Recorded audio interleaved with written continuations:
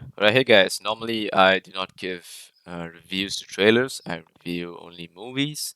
But this is special because I've been waiting for the Snyder Cut together with a lot of other people around the world for 4 years, and I believe we all did our part, and this is the result that we got. We got what is probably going to be the greatest Justice League film ever made, be it animated or real, because you know this is the thing that we've really been wanting. And Zack's a brilliant artist. I believe that a lot of people don't seem to understand Zack Snyder's filmmaking, which is why in this trailer, the music and the trailer that I watched kind of really picks out at all these things that people have been saying about him and how his journey has been to releasing the Snyder Cut, which is basically Zack Snyder's version of the Justice League. And I love the title. I'm really happy that HBO Max agreed to this.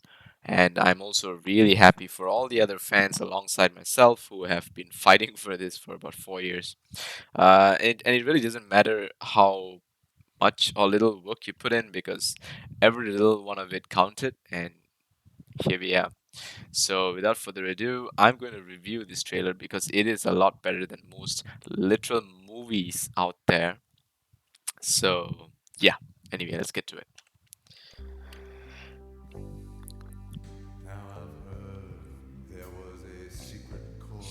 Okay, first of all, when I saw this, when I saw this opening scene, I was just in such shock.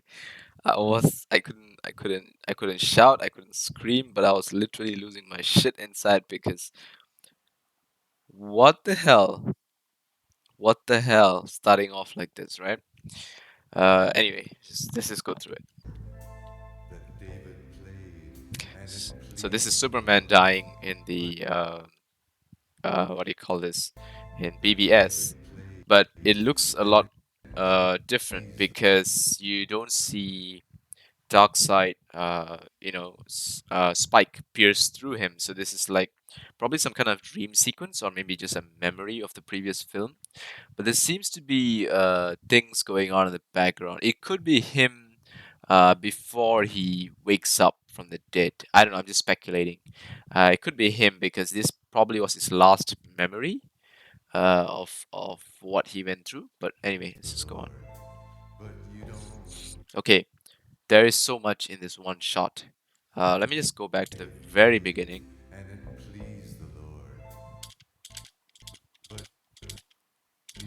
All right, I'm sorry. I gotta do it really, really quick just to make sure I don't miss anything. So, without doubt, we can see. Can you see my mouse? I'm not really sure, but you can see my mouse. But first of all, we can definitely. Let me just try to get some text here to see if I can get a pointy arrow for you guys. Uh, There we go, we have a pointy arrow. So first off, we have the trident, which we can clearly see is resting on like a little slab of stone there. Then we have, oops, that's the entire frame, not that one. Then we have Wonder Woman's shield, I believe. It looks like Wonder Woman's shield. Yeah, I'm not sure what this is, but it looks a little shiny. I'm not really sure if it's just a piece of metal or anything else. But we definitely see this, and the Hall of Justice broken down in the background, which is, well, and look at this. Look at what's going on here. This is, I think, Darkseid just terraforming the Earth. Okay. Let me just go through a little bit more. Okay, this scene. Yeah, that card is definitely a Joker card. Yep, that's definitely a Joker card. All right, so over here we can see the Omega symbol, I believe, which is Darkseid symbol. Here you have a Parademon that's gonna just fly himself. Nice. All right. So, by the way, I'm not going to be just playing the trailer without talking. If you guys want to just watch the trailer, please go to HBO Max's website and please watch it there, because they deserve the views for releasing this film for us, and they deserve all the likes and all the comments. So please give it to them, not to me. Mine is just for the review. All right, here we go. Uh, okay. Okay, nice. So this is Wonder Woman, and this is the arrow. I can't remember what they call it, arrow of the mother or something like that. But anyway, this is the arrow that her mother, I think, fires out to warn Diana of an oncoming threat. And I love these little visuals, of this little debris and the heat that the arrow has. It has to be a very powerful shot, and the arrow has to be really hot, having traveled such a long distance and being able to land here with such grace. It's definitely not, uh, something that's natural. It's definitely something mystical, probably godly, in order for it to perform such a feat. So yeah, this arrow is for Diana. It's a message. All right, so we get a much wider shot of this cape flapping that we saw in the original trailer, if you guys have watched it. And now I think it's more obvious that Batman is looking at Superman and kind of reminiscing the whole incident and whatever. This is the Batcave, as we can see. Batfleck in all his glory, with probably one of the most expensive watches in the world, being Bruce Wayne. So let's just go through. Okay, here we have Arthur Curry walking up. All right, nice. It's just a simple representation that this wave could have washed off any ordinary man, but not the Aquaman, who, despite having his alcohol bottle in his hand, probably being drunk all the time, is just gonna take the time of his life. This is a fantastic shot of any football match, for the fact. But regardless, it's a beautiful shot. The snow and the heat of the battle. A Cyborg is just jumping over someone. They're showing how brilliant of a sports career Cyborg had prior to him turning into uh, lesser of a man and more of a machine. And I heard Snyder say that Victor Stone is gonna get a lot more things in this film. So yeah, I'm looking forward to that. Okay, so here we just see a bunch of fans. Not sure if there's anyone recognizable here.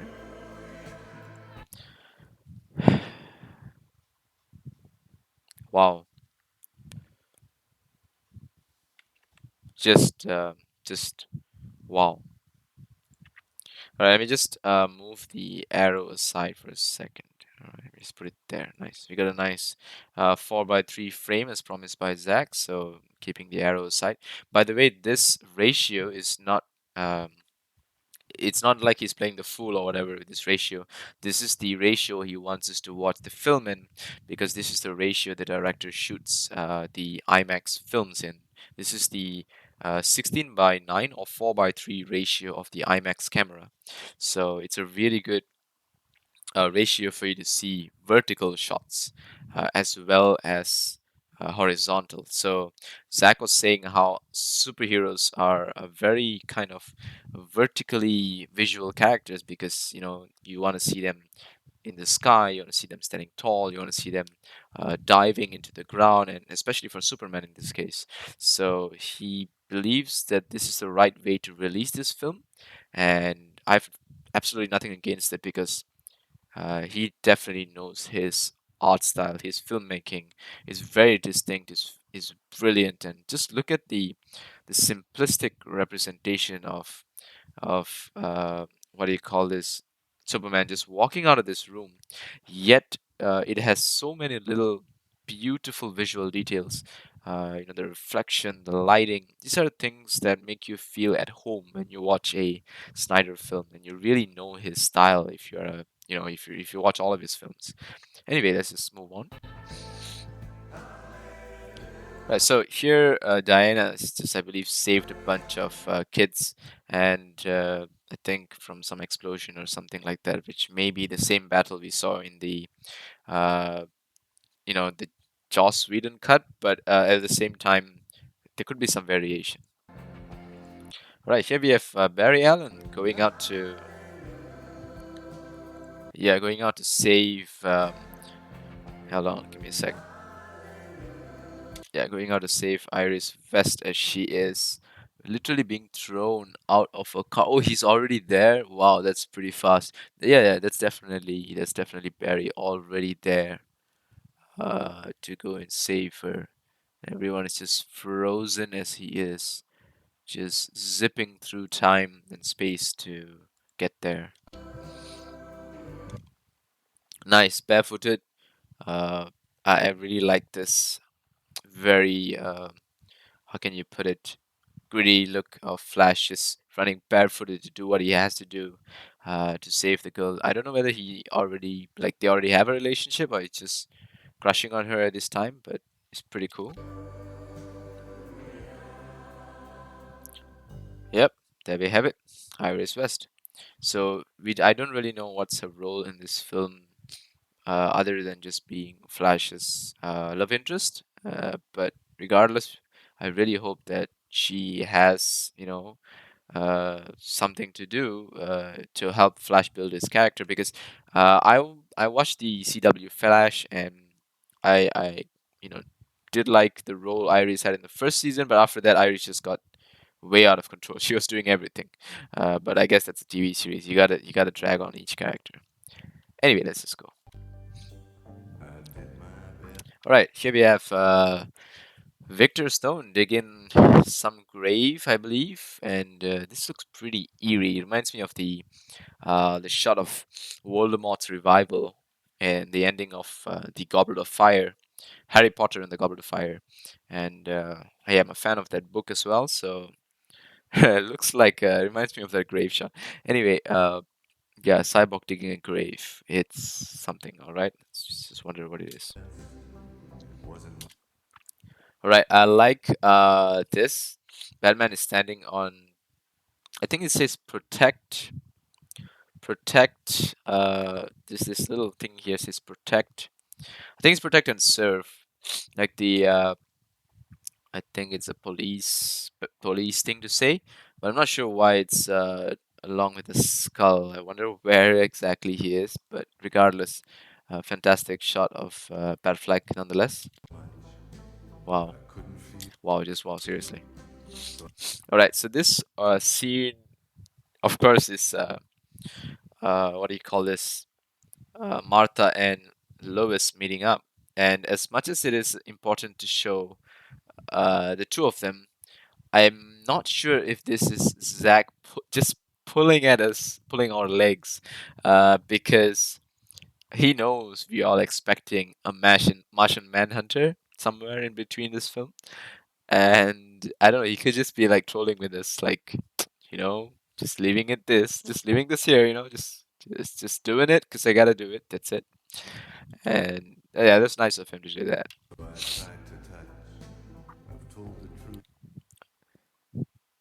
All right, so that's I believe Queen. What's her name? His King Atlan, Queen something else, but it's Aquaman's mother's trident, I believe, and that's definitely his armor. So he probably ditched these as he's walking out through this little speech bubble because I believe Zach mentioned this before. He invented these bubbles to allow the Atlanteans to be able to speak to each other underwater.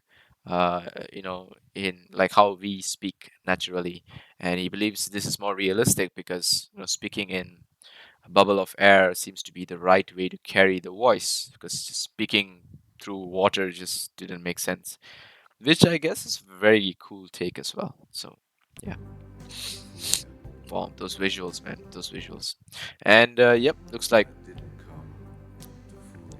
Amber Heard is just going to be here for this film. We are not sure whether she'll be around for future films, especially considering the controversy she's been going through.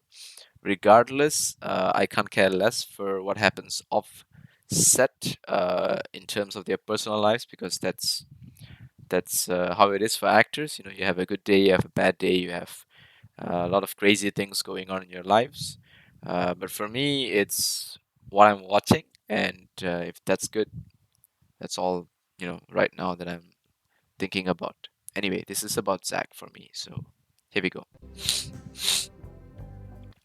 Okay, here we see. Darkseid in all his glory.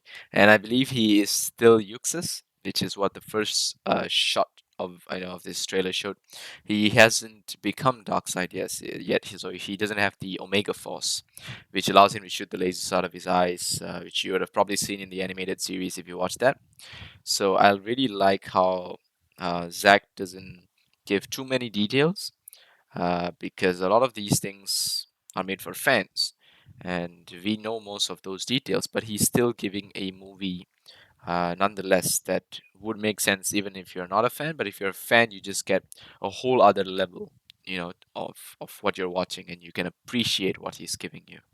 So, yep, let's just go on. That's definitely the Sod. Yeah, yeah. When I first saw this trailer, I was like, that looks oddly like what do you call this? Corvus Glaive from the Avengers. From the Black Order, Thanos' Black Order. Then I realized that Corvus Glaive was originally taken from the design of Desaad from DC, and Desaad became less popular over the years, so not many people know him. But I've read a few comics with Desaad in it, being kind of like a messenger to Darkseid. And so, yeah, when I saw this, I was like, wait a minute, what is that? I remember that, but I couldn't recall his name, and I had to look it up. Then, yep, that's definitely Desaad. Okay. Holy crap. That is that is intimidating. That is intimidating. That shot is just freaking scary, especially with the tone of this song at this point and the Kryptonian just hovering in the air. I believe he's slowly approaching. It looks like he's slowly approaching, and shit, man, that is scary. And this was the shot of Lois we saw in the first trailer, not knowing what she was looking at. We still don't know what she's looking at, but she could be looking at the shot of Superman. So.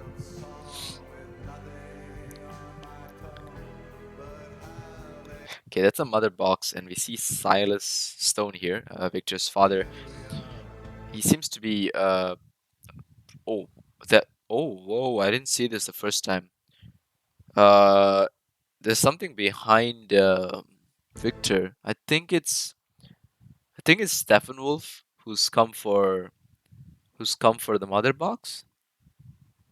Yeah, it looks like it's Steppenwolf that's come for the mother box.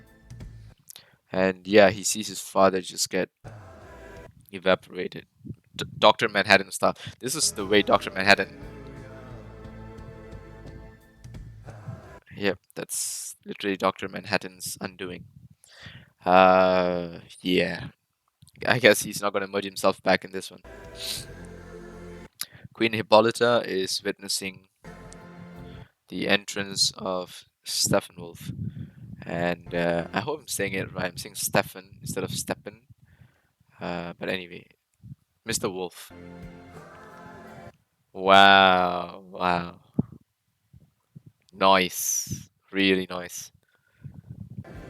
He still has a face. He has a little, very subtle face under that, all of that. But he looks so much alien in this.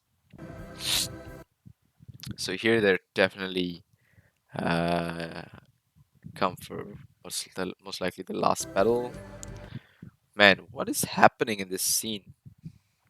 I think that's the Flash, like speed forcing his way through some battle, and these people are just witnessing it. Okay, here we have. Oh, this is pretty high res. Here we have a what do you call this? A parademon trying to crash into Batfleck's Batmobile. Whoa! Look at this! Look at this! So someone is selling that this is the symbol of yin and yang, brilliantly taken. So you can see the kind of the S of the yin and yang kind of symbol, and then we have Superman with his S here, and then Steppenwolf. Superman, Steppenwolf, S. Anyway, there's just so much ways to link it up, but nonetheless, I think the core message here is the yin and yang, the bad and the good that's colliding, and in a never-ending battle. which is the whole idea of superhero films. Man, that shot. Let's just watch that little punch. Oh, look at that. Look at that shot. Crazy. Right, here we have Batman actually blocking these shots from a parademon. We did not see this in the original film for sure because he was shooting the parademons with a stolen gun. Not entirely sure if that happens here, but I am curious to see how Batman faces these things at this point. Alright, this is amazing. We see Flash entering this Speed Force realm. We're not sure if this is the first time for him, but it looks like he is definitely in some kind of shock. Man, this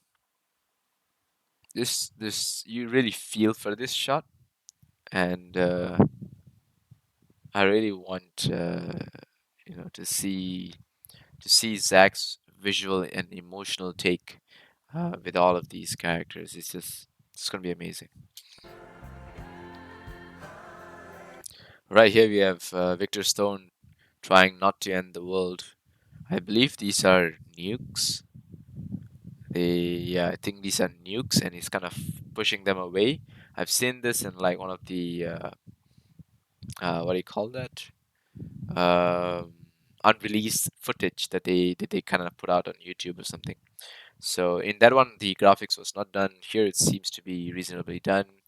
He's throwing them away.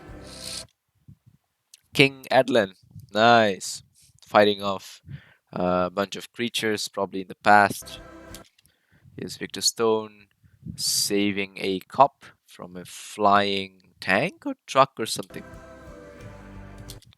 Here's Flash about to crazy. So he's running through space and time, and people were like, "Oh, I don't like the way he runs." I honestly don't care, but just my thoughts is that he's running this way because he's in low gravity, which is what we can see because he is clearly in space right now. And I watched one of Snyder's like talks, and he was saying that Flash is a very what do you call this reality warping kind of character. He's not really just fast. He warps space and time as he moves fast. So while we see him as just fast, that's why Flash says in the trailer that feels like an oversimplification because he's not just fast. He's a reality warping character. And as you can see in the background, those look like stars, galaxies, and shooting stars and other planets because Zack's theory of time travel is that Flash is moving so fast that while Flash is going back in time, everything around him is reversing.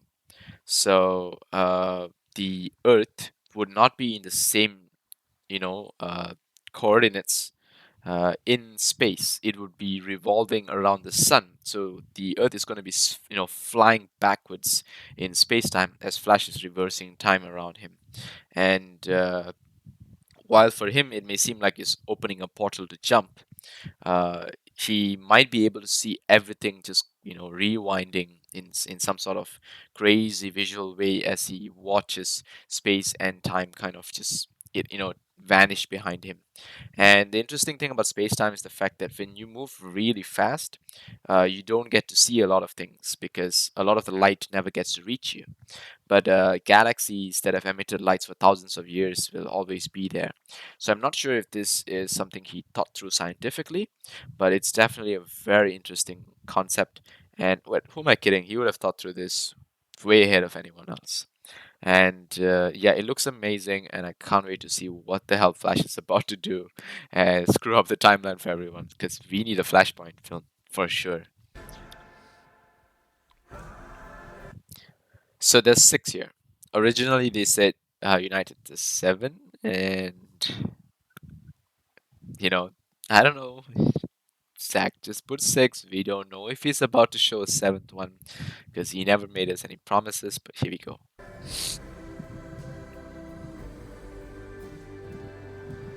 So clearly, this ship is not for Superman, but probably for everyone else. Nonetheless, it's nice to see all of them going home together. Okay, all right. Song's gonna pick up. Probably Sound's gonna fought pick up. hundreds of thousands of other super beings on the other planets he's destroyed, right? And we have to assume he's won. I don't care how many demons he's fought and how many hells. He's never fought us. Not us united. All right, thank you, Batfleck. So this scene seems to be two different shots because first Aquaman is here and then he's here. So there's like probably two different scenes just merged together to kind of build this trailer. Nonetheless, it's a brilliant shot. So that's the I commented a lot on the visuals, but what about the music that's going on here? Hallelujah, right? So Zach has an entire message for everyone watching this, and for those of you who really understand the meaning of this song, man, you know where I'm at, right? You know where I'm at. So I believe this song is really personal to him as a favorite song.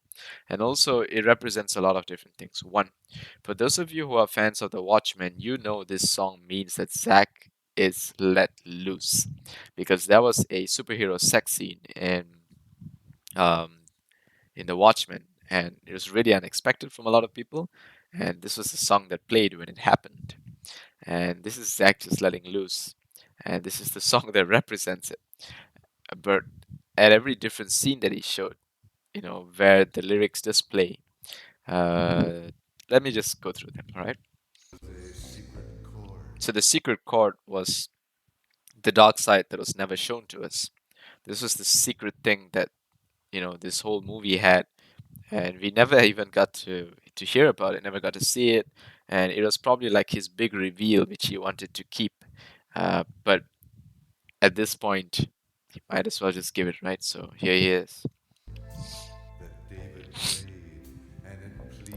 So he says David played and he pleased the Lord. I'm not sure about this. I'm just speculating. But Zack did say that when Superman dies, he said this in an interview. I can't remember with who.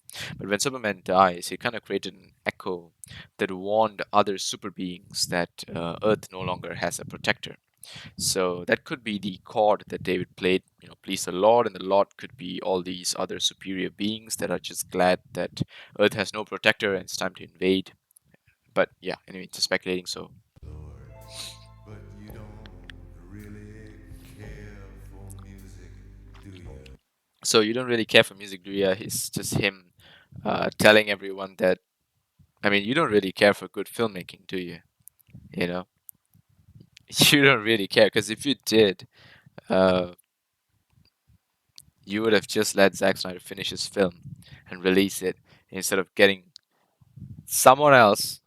I'm not gonna point fingers, but someone else to come and do a shit, amount of work on this film, change it into a monstrosity, and absolutely make a disgraceful name for himself and the cast and Snyder when all of it is just it's someone else's fault, for making the wrong decisions, bringing in the wrong person to finish the film, and that person being a psychopath. If you haven't already read about the investigation that's ongoing, you should. It's just crazy. But regardless, if you don't care about what happens offset like me, you're probably just gonna leave it as is. Whatever happens to that person happens. It doesn't matter. But just the fact that we need to let artists, represent their art in its truest form, and that's what Zach is doing here. We gotta respect that. So here we go. What's next?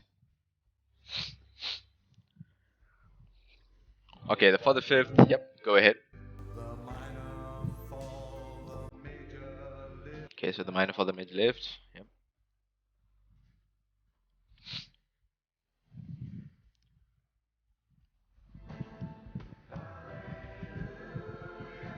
Okay, here's just okay. Here we go. Okay, so the for the fifth, the minor fourth major lift is just the undertone of the film. The way it is going to escalate after the downfall of Superman, and also Yeah, it's basically that. So here we get this little lyrics.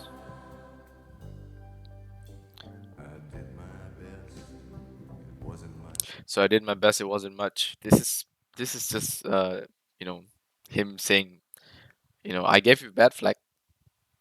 It wasn't much. I did my best, and not everyone really liked it. But come on, man, look at bad flag. It's glorious.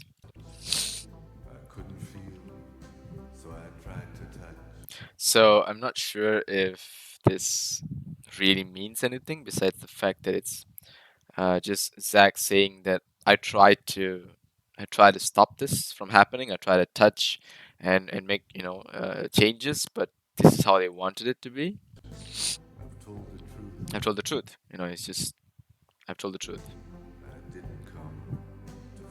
Yep. So Zack saying I didn't come to fool you. This is I've told the truth. This is what I wanted to do. This is what happened. It could also be an undertone for Amber Heard, but I'm not gonna. Yeah, I'm not gonna.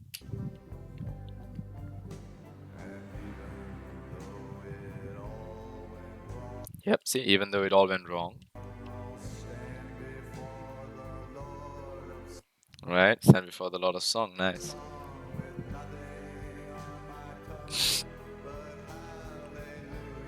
Okay, so that's basically it to the end. So so brilliant. The lyrics is just sufficient for Zack to tell his story. The tone of the trailer, Zack unleashing himself, releasing a trailer that is easily better than most films out there, and the fact that this film is going to be 4 hours long, man, the fact that I'm going to be watching this in like half the speed or 0.25 just to like pick out all the little details, all the Easter eggs, and just watch the amazing art style. And yeah, it's gonna be crazy, man. I can't wait for it. I really want another trailer. At the same time, I don't want another trailer. I don't know, because I think Zach has given us everything we need here. And the more we ask for, I think we're asking for too much. Rather let the man just finish the job, and let's watch one of the greatest films of all time when it does come out. So I hope all of you stay safe till then. And yeah, I mean, it's coming, man. Here comes the Snyder Cut. It's gonna be a bomb. The critics are gonna lose their minds. They're gonna like, we have to think of things to kind of downvote this. Think of anything, find out whatever it is that we can do to downvote this, because it's just too good and we can't stop it. And it's gonna skyrocket. It's gonna break box office charts. It's gonna be insane. Disney's gonna be sweating, just sweating before the film even comes out. And the film does come out, you're not gonna hear them. You're not gonna hear anything from Marvel and Disney for like probably a few months. And then they'll just make their money easily back by releasing some comedy film, and everyone's just gonna watch it and pay. So that's pretty much how they do things. Regardless, this is what we wanted. We got it. Rejoice. Take care. Let's just watch this last bit, shall we? Fought hundreds of thousands of other super beings on the other planets he's destroyed, right? And we have to assume he's won. I don't care how many demons he's fought and how many hells. He's never fought us. Not us united. I'm subscribing.